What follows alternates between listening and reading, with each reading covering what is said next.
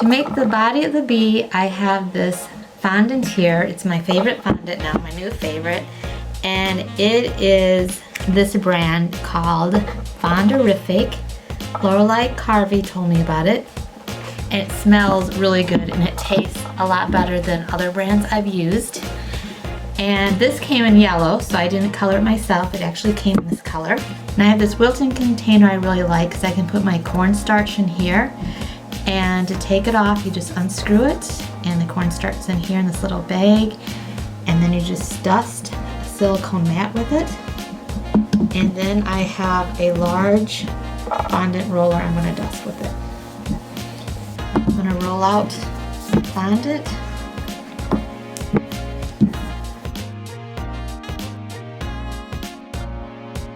And now I have this large piping tip. This is the largest one I have, so I'm going to use the round part of it to cut out a lot of circles, which are going to be the bees.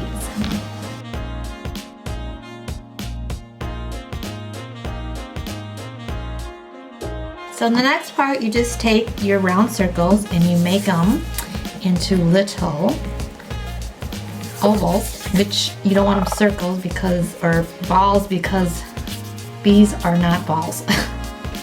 But you want them to be first in a ball shape. So that's what I do. And then you just take the ends and just kind of round them off a little bit with your finger.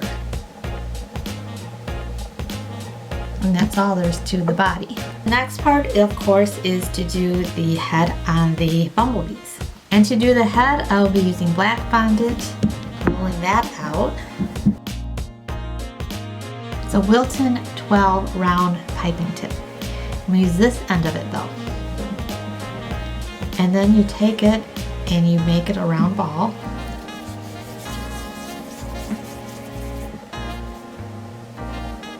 And I have some glue here, and what this is sugar glue, and I made it myself, and I'll put the link down below how I made this. You take your bumblebee, a little bit of the glue with a brush that you use just for this. And another thing that's good to have is a fondant tool that looks like this. This is a metal one. There's also plastic ones, but it gives the indentation so you can have somewhere to put the ball and just kind of round it out. Put the sugar glue in it, and then you just place the ball in this and squish it down. So it looks like the top of the bee's head. Next thing you need to do is put the black stripes on. Now, a lot of videos on YouTube will show you to do bumblebees with doing fondant stripes, which is fine. But I will tell you, it is a chore doing it with fondant stripes. And I have so many bees to do that it would just take me forever. So I'm not doing it that way. So the next best thing is to use a edible marker, edible ink food decorating pens. And I have a whole set of them. And I'll put the link down below where to get them. And then I found out another way to do this that's easier is to take your toothpick, put it on the back of the bee. So you gotta make sure these are still soft enough you can do that. Not on the side like I had it. And then I just guide around like this. And hold the top like this, because otherwise it's gonna slide. So you just guide. That way the stripe is straight. Otherwise it's really easy to get it so it's crooked, and if you want it to look nice, you want straight lines. So that's how I do it. It's the best method I found for doing all these bumblebees because there's so many of them. Now that I have the bees done, I am going to make the wings. And to do that, I have my white fondant. To make the wings, I'm going to cut out with a 2A piping tip. It's a large round piping tip. And I'm going to use the tip part of the piping tip, so the smaller end. And then with the wings, of course you need 2 of them.